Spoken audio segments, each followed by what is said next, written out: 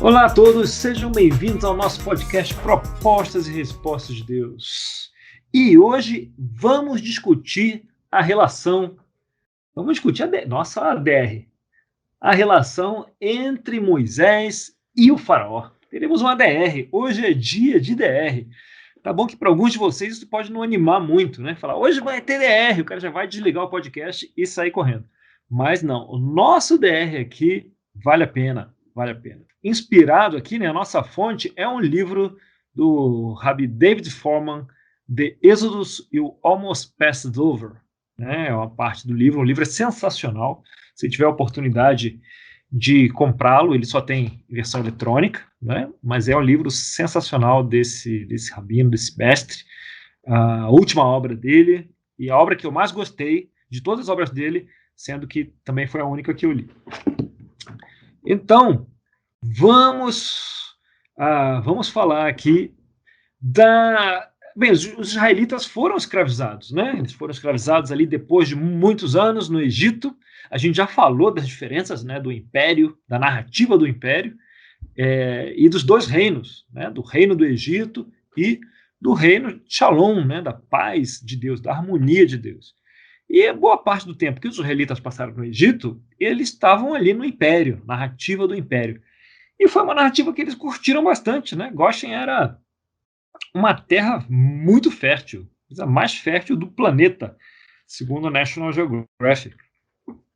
E eles curtiram, né? Curtiram a segurança, curtiram os alhos porós, as cebolas, as melancias que tinham lá, curtiram aquelas colheitas e com comida em abundância e segurança, o que aconteceu com o povo? Multiplicou-se grandemente.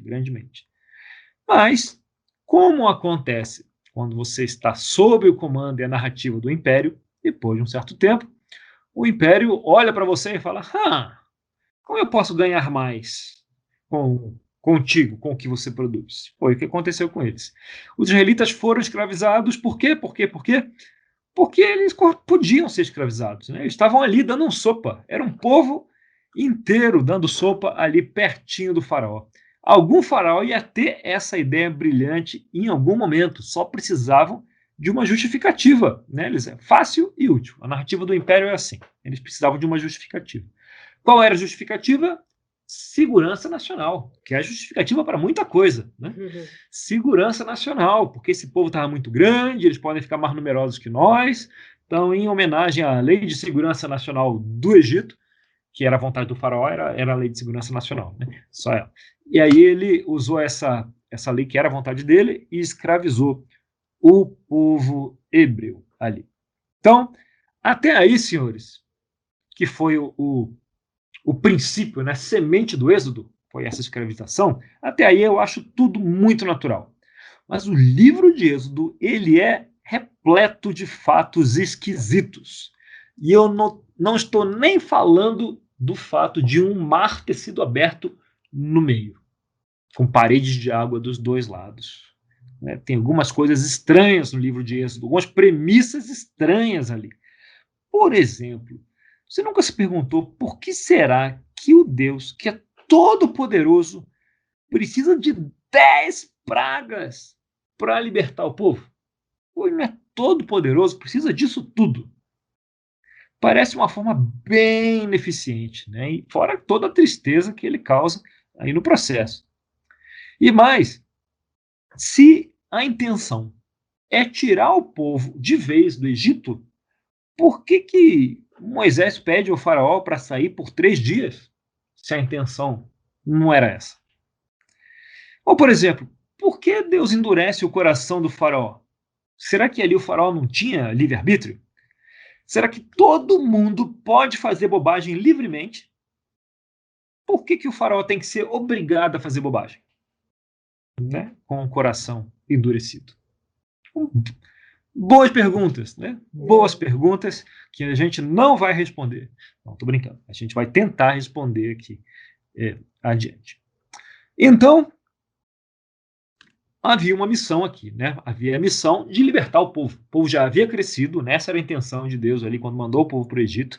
O povo ter segurança, ter comida, crescer, não se misturar com os povos ao redor e se tornar uma grande nação. Né? Isso já tinha já tinha acontecido, e aí o povo se tornar escravo era semente da saída dele. Então Deus tinha que tirar o povo do Egito, tinha que libertar o povo. Então Deus pode fazer qualquer coisa. E agora precisa libertar o povo. É só libertar o povo, então. Só que, para isso, você não pode libertar o povo assim, debaixo do nariz do faraó. Fala, faraó, olha para aquele lado lá. Olha lá no céu, coisa estranha. Aí o faraó olha para o outro lado e ele liberta o povo. Ele precisa de mais tempo. E para isso, ele precisa convencer o faraó a libertar o povo, a deixar o povo sair. Então, quando se trata de convencimento de corações, é onde o poder de Deus encontra as barreiras que ele mesmo colocou, né, para o próprio poder, né, as barreiras do livre-arbítrio, as barreiras da autodeterminação, né, dos povos, das pessoas. A gente toma nossas decisões, podemos ser influenciados por Deus, principalmente se a gente quiser, mas é onde Deus colocou um limite para o próprio poder dele. Então, mesmo para o Todo-Poderoso, ele tem essa missão de convencer o faraó, deixar o povo sair. Nada fácil, né? Como é que você faria se você fosse Deus para convencer o faraó para deixar o povo sair? O que você faria? Telegrama? Carta registrada? Eu não tenho a mínima ideia do que eu faria. Vou dar uma sugestão. Ele é todo poderoso, né? Será que, para mostrar que ele é todo poderoso, o que você acha dele mandar uma onda gigante ali? Pra mostrar que ele é poderoso, né? Mas aí ia pegar todo mundo, né? Não precisa pegar todo mundo. Só ele precisa ser visto a onda gigante. Se chega uma onda gigante ali, o faraó vê a onda gigante, o que o faraó ia pensar? Esse Deus pode tudo. Que esse Deus do mar pode tudo, né? Ele ia pensar, o Deus do mar tá bravo e mandou uma onda gigante. Ou então pensar em outra coisa, a onda não dá certo, mas um terremoto. Sabe daqueles terremotos violentíssimos que capaz de sacudir até as pirâmides? E olha que sacudir a pirâmide é difícil, porque ela é montada daquele jeito que não é difícil derrubar, né? Tanto que está lá até hoje, milhares de anos depois. Então, manda um terremoto daquele. O que o faraó ia pensar? E o Deus da terra estava meio nervoso. O Deus da terra está nervoso. Em vez de falar, olha, tem um Senhor no céu. Não. Ele pensa, o Deus da terra está meio nervoso. Caramba, a gente precisa paz igual ao Deus da terra. Vamos sacrificar umas crianças. Então, também não ia funcionar. É um negócio difícil de argumentar desse jeito. Você é todo poderoso, mas você precisa convencer. E aí, Deus, que não nasceu ontem, nem anteontem, afinal de contas é eterno, ele arruma um mensageiro para trabalhar com ele. Quem é esse mensageiro dele? Moisés. Moses! Exatamente, Moses. Moisés chamou o mensageiro e o mensageiro pode falar com o faraó. O mensageiro pode argumentar com o faraó para convencer o faraó de que Deus é todo-poderoso e precisa libertar os egípcios. Só que mesmo tendo um mensageiro, ele precisa de uma estratégia, né? Não é só o mensageiro chegar, ei, tem um Deus lá no céu, e então você tem que libertar o povo. Não vai funcionar, né? Ele precisa de uma estratégia para isso. E eu confesso que, depois de ler algumas vezes o Êxodo, eu achava estranho que a estratégia fosse, cara, vamos triturar o Egito lentamente com essas pragas, e aí a gente vai ter mais histórias para contar, e aí a gente mata os primogênitos e depois sai correndo com o ouro deles. E aí? O que você acha da estratégia? E, como cereja do bolo, ainda afoga os caras. E ainda afoga o exército. Muito doido. Muito doido. Você acha que isso é coerente com quem é Deus? Não. Quem é Deus? É justo? Amoroso? Coerente? Não é coerente, completamente incoerente, né? Não, mas eles não reconheciam que Deus era o Senhor. Como que eles iam reconhecer, né? A cultura deles era outra. Então, esse é o desafio. E qual é o problema? Qual é o problema para convencer o faraó? Né? O faraó acreditava em Yahvé, que Deus era o Senhor? Não. Ele acreditava em quê? 10 mil deuses. Nos deuses egípcios, né? E mais, que ele próprio era um deles, e afinal de contas ele tinha a função de sustentar a harmonia do mundo, né? Se ele fosse embora, o mundo ia desmontar, entrar em caos, esse era o papel dele. E é um papel muito importante, né? Lá na mente dele. Então é difícil para o faraó, ao seu desafio como Deus, é difícil para o faraó acreditar que você é um Deus especial, quanto mais o mestre soberano do universo. E aí, Deus, né? Nossa premissa, Deus é justo, e ele vai, então, começar o trabalho, essa DR com o faraó. E a primeira abordagem que ele tenta é uma abordagem direta. Abordagem direta. Vamos ver como foi. Está escrito lá em Êxodo, no capítulo 5, 1 e 2. Lembra que o faraó se considera um Deus, tem sempre todas as suas vontades satisfeitas. Além disso, tem que convencer o sujeito mimado. Vamos lá. Êxodo 5, 1 e 2. O que diz aí? Depois Moisés e Arão foram falar com o rei do Egito e disseram: O Senhor, o Deus do povo de Israel, disse: Deixe que o meu povo vá ao deserto, a fim de fazer ali uma festa em minha honra. Quem é o Senhor? Perguntou o rei. Por que devo ouvi-lo e deixar que o povo de Israel vá ao deserto? Eu não conheço o Senhor, e não vou deixar que os israelitas saiam daqui. Obrigado. Note que a Patrícia leu na nova tradução na linguagem de hoje. É verdade. E não na NVI. Mas só um comentário para quem tentou acompanhar na NVI e teve dificuldade. Afinal de contas, não é só o faraó que tem dificuldade de entender as coisas. A gente pode ter também. O que nós temos aqui? Abordagem direta, né? Chegou lá e falou: assim diz o Senhor, o Deus de Israel, deixa o meu povo ir para celebrar-me uma festa no deserto. E o faraó, então, quando ouviu isso, disse: quem é o Senhor, para que eu lhe obedeça e deixe Israel sair? Não conheço o Senhor. E agora eu preciso fazer um parênteses aqui. Porque a gente fala: olha, o Senhor é o Senhor. A própria palavra já diz, certo? Não. Não? Para a gente é. Para a nossa visão hoje é. Sim. Sim. Ou não? Sim. Sim? Para mim é. E Para o faraó, não. Mas está escrito Senhor? Mas ele tinha muitos senhores, né? Mais do que isso. Ele não ouvia Senhor, nem na língua dele. Porque esse Senhor aqui, em letras maiúsculas, que aparece, é uma simplificação dos nomes que aparecem ali. A palavra aqui foi usada foi Yahweh. Então, é assim, Moisés chegou para ele e falou: assim diz Yahweh, o Deus de Israel, deixe o meu povo ir celebrar-me uma festa no deserto. E o faraó respondeu, como esperado: quem é Yahweh, para que eu lhe obedeça e deixe Israel sair? Eu não conheço esse Yahweh, nunca ouvi falar, e eu não vou deixar Israel nenhum sair. Então, ele está vendo esse nome. Talvez não fosse pela primeira vez, porque se ele estudasse um pouco a cultura dos escravos, mas ele não conhecia esse Deus. Imagina que alguém chega para você e fala: assim diz Yabu, deixe meu povo sair. Quem é Yabu? Nunca ouvi falar em Yabu.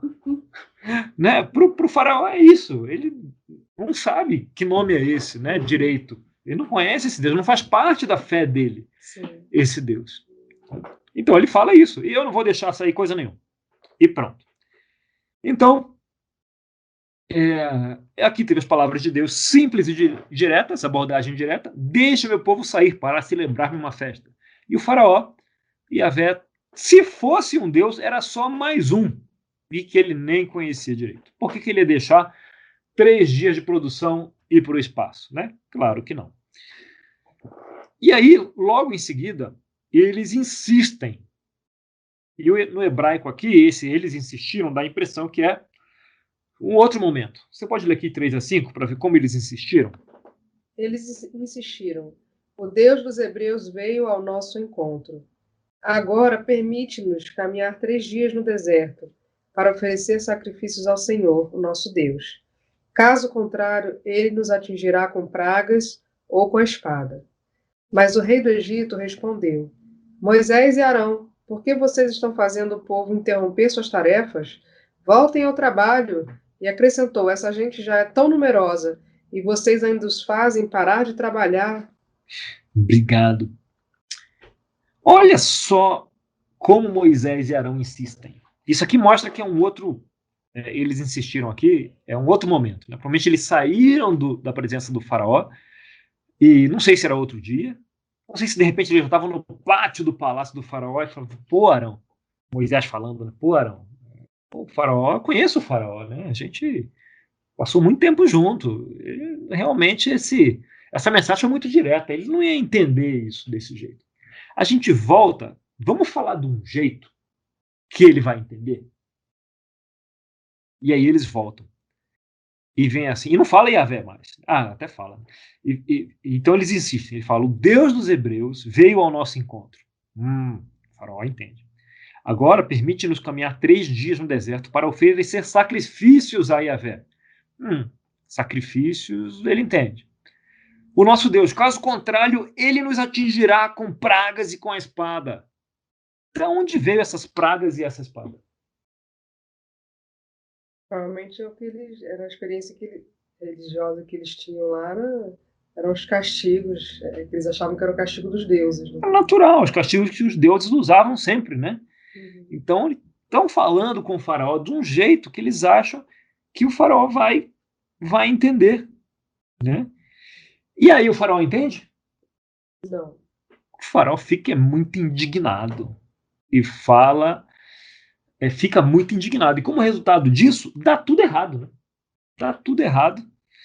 E a situação dos hebreus piora demasiadamente.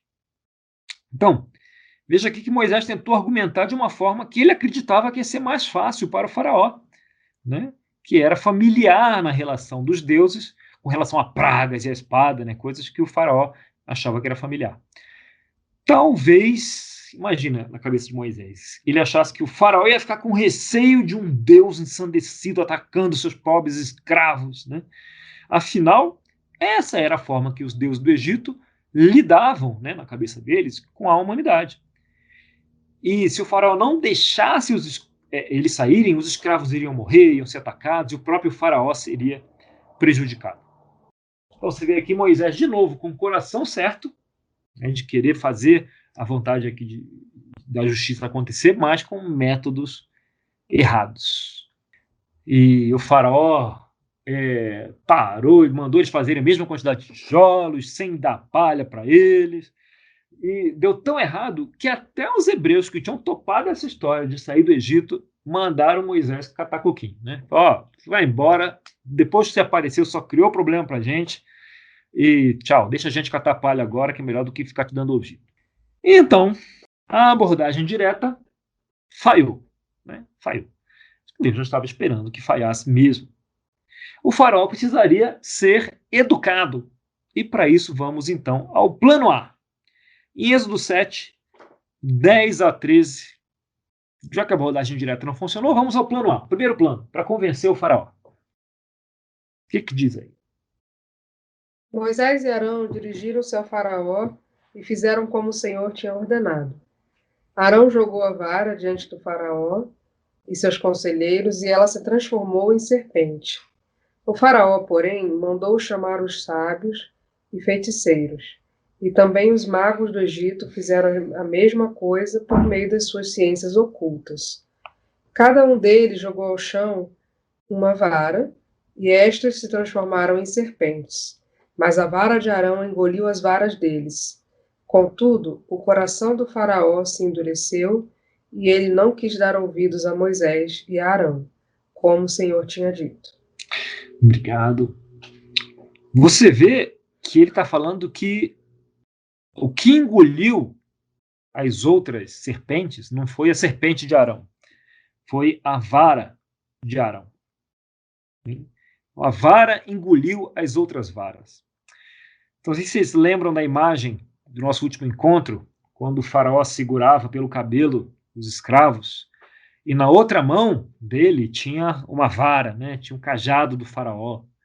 E sempre que aparecia alguém em posição de poder, um rei, um chefe poderoso, ele tem aquele cajado. Né? O cajado era um símbolo de poder e um símbolo de ascendência sobre os outros.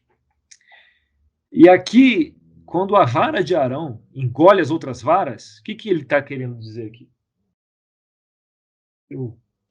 poder Que de Deus era mais que o poder desse Deus, né, Yahvé, era mais forte do que os outros. Não era um Deus qualquer. É uma mensagem clara, simbólica, né, simbólica e direta. Ele era pelo menos um Deus mais importante que os outros deuses ali. Então esse é o plano A. Eu vou criar uma situação simbólica aqui, na qual vai ficar claro. É um plano sensível, um plano claro diante do faraó. E nesse plano, ninguém se machuca. Nem as serpentes, porque afinal de contas eram varas, né? Não eram serpentes assim, de verdade. Então, ninguém se machuca aqui. Então, o faraó, aqui, se ele tivesse assim uma certa sagacidade espiritual, ele já poderia entender algo aqui, pelo menos, se ele tivesse um coração humilde. Então, o faraó, para entender, ele teria que ser humilde. E aí, deu certo? Não. Por quê? É a cabeça dura. A cabeça dura, né? E o faraó não é humilde. Então foi assim que o plano A também não deu em nada. A abordagem direta não deu em nada, plano A não deu em nada. Ainda bem que há um plano B e há um plano C. Né? Alguns de vocês podem já estar ali com meio sorriso, imaginando que o plano B e o plano C seria um curso com 10 aulas aterrorizantes até que o faraó estivesse de joelhos. Mas não é bem assim. Deus precisa resgatar o seu povo da opressão e tirá-lo do Egito. Mas, ao mesmo tempo, ele tem uma outra agenda aqui. Vamos espiar um pouquinho mais adiante, que a gente vai abordar na nossa próxima conversa, na segunda praga. Em Êxodo 8, aqui de 9 a 11. Pati, na sua voz suave e melodiosa, o que diz aí em Êxodo 8, de 9 a 11? Moisés disse ao faraó: Tua é a honra de dizer-me quando devo orar por ti, por teus conselheiros e por teu povo, para que tu e tuas casas fiquem livres das rãs e sobrem apenas as que estão no rio. Amanhã, disse o faraó. Moisés respondeu: Será como tu dizes, para que saibas que não há ninguém como o Senhor, o nosso Deus. As rãs deixarão a ti, a tuas casas, a teus conselheiros e a teu povo. Sobrarão apenas as que estão no rio. Então, qual é a outra agenda de Deus aqui? Será como tu dizes, para que saibas que... Não há ninguém como o Senhor, o nosso Deus. Exatamente. Ou seja, o que que Deus queria que o faraó fizesse? Ele reconhecesse, né, que não haveria ninguém, não haveria nenhum outro Deus como Deus. Yahvé. Quando vê Senhor aqui, quando a gente lê Senhor, a gente já liga com Deus e acha que todo mundo enxerga desse jeito. Mas o que está aqui é Yahweh, ou Yahvé. Né? Então era o nome de um Deus. Para o faraó era o nome de mais um Deus. Mas o que Moisés estava querendo passar aqui, olha, para que vocês reconheçam que não há ninguém como Yahvé, o nosso Deus. Então as rãs deixarão a ti. Ou seja, é possível aqui ver qual é a outra agenda? Né? Deus queria que o faraó, e em outras passagens ele fala sobre os egípcios, que os egípcios também reconhecessem a Deus como um Deus soberano, reconhecessem Yahvé como Deus soberano. E mais, embora Deus soubesse que o coração do faraó era obstinado, né, era teimoso, isso, por ele ser um Deus justo e bondoso, Deus já sabia da dificuldade, ou talvez da impossibilidade do faraó concordar com isso. Mas isso não significava que Deus não ia dar todas as oportunidades para que o faraó pudesse reconhecer que ele era Deus e mudar o seu coração. Talvez já soubesse. Na verdade, se tem indicações que ele já sabia mesmo, que o coração do faraó era obstinado e que talvez isso não fosse dar esse resultado. Mas, ainda assim, por ser um Deus justo, ele deu ao faraó todas as oportunidades. A gente viu aqui duas, né? Abordagem direta e uma abordagem simbólica. Nossa próxima conversa, a gente vai ver o plano B e o plano C, né? Que foi o plano que finalmente tirou os israelitas do Egito. Ok? Então, até o nosso próximo papo. onde a gente vai ver as propostas e as respostas de Deus. É legal isso com o faraó, né? Você vê a proposta de Deus, a primeira proposta de Deus, a segunda proposta de Deus, e aí o faraó responde, e você vê como Deus responde ao comportamento do faraó. Por isso que a gente chama esse podcast de Proposta e Resposta de Deus. Muito obrigado pela atenção. Até o nosso próximo papo aqui com Daniel Gesine e a voz suave e melodiosa de Patrícia do blog. Muito bem, senhores. Então a gente tem aqui a primeira parte da DR. Eu agradeço o Vinícius, porque foi graças a ele que deu a ideia brilhante de quebrar em dois. E a gente nunca pode esquecer que Deus já lidou 2 vezes com outros faraós. No primeiro deles também não era um santinho, não, né? Ele pegou lá a Sara, né? E botou lá, ficou vários, sabe-se lá quanto tempo, com Sara no harém dele. Mas quando Deus deu uma cutucada, ele, opa! Vou brincar com esse Deus aqui, não. Tá aqui, toma presente, vai embora, não volte mais. Ele respeitou, né? Então, o segundo faraó, né, que foi o chefe, meio padrasto de José, também quando apareceram os elementos, né, quando ele era confrontado com alguma demanda espiritual, embora ele gostasse muito de José, isso ajudava também. Mas os faraós não costumavam ter sua vontade modelada, né, era a vontade deles. Mas sempre que ele era confrontado com alguma coisa que não estava na vontade original dele, ele cedeu várias vezes, né? O segundo faraó, o faraó de José. Agora, esse aqui é outro naipe. É outro naipe. Esse faraó. Então, é mais difícil mesmo. E o outro elemento que me chamou a atenção, que eu compartilhei aqui, é o fato da gente ler o Senhor, mas não era Senhor, né? Era Yahvé, que eles falavam, Yahweh, sei lá, como eles pronunciavam isso. A gente não sabe qual era a pronúncia exata. Então, para o faraó ouvir esse nome, não significava nada, né? Não significava nada, né? Então a gente às vezes sobe no tamanco e fala, pô, o faraó não reconhecia que Deus era o Senhor. Amigo, né? O próprio Deus sabia disso, que era normal que ele não reconhecesse. Tanto que ele foi tentar com um jeitinho ali, educando o faraó, né? Vai que o faraó percebe isso. Embora ele já soubesse. Só deuses do Egito devia ter uns 30. Fácil, exato. Fácil. E a gente vai... Vou dar um spoiler aqui do nosso próximo papo. Nas 10 pragas, cada uma daquelas pragas é a área de atuação de um dos deuses, dos principais deuses do Egito, né? Dos 10 principais deuses do Egito. Então ele vai enfrentando cada área ali, né? Com o Nilo, né? Com as rãs, a área tinha um deus para cada um daqueles pontos, né? É como se Deus fosse derrubando os deuses egípcios, um a um. Ele falou, sou eu que mando aqui. E ele vai do mais fraco até o mais forte. Então é um spoiler aí pro próximo. Mas a gente vê que não são pragas aleatórias, né, que estavam à mão, né? Existia uma narrativa, né, que Deus está tentando construir ali junto ao faraó e ao povo egípcio.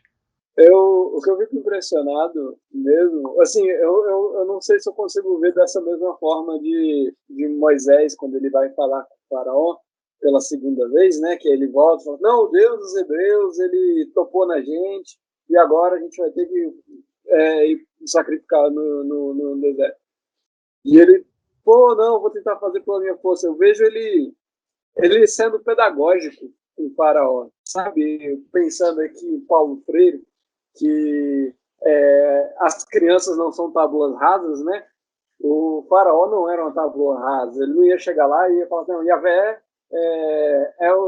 assim diz Yahvé, e o faraó ia simplesmente pegar assim, tá, ignora tudo que eu sei, esse Yahvé aí parece maneiro, então vocês podem ir festejar no deserto.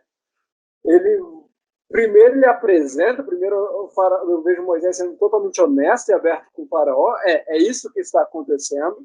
E aí, depois que o faraó recusa e ele não entende, eu vejo Moisés falando assim, não, tá bom, deixa eu entrar no teu mundo.